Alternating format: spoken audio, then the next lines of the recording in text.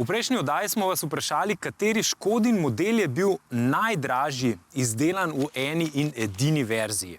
In pravilen odgovor je bil Fabia.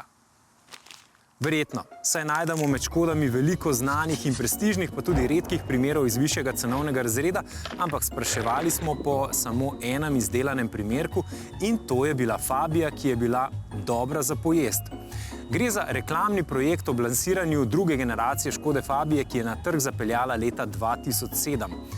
Namen oglasa je bil poudariti slog, preciznost in sladko popolnost Škodinih avtomobilov, kar jim je popolnoma uspelo, saj je oglas v hipu postal ikoničen in je močno dvignil prepoznavnost Škode.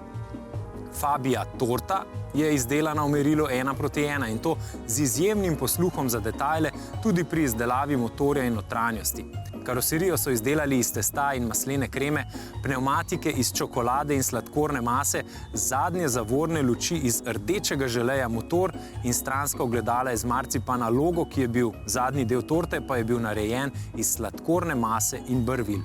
Izdelava torte Fabia je stala krepko prek $500 000.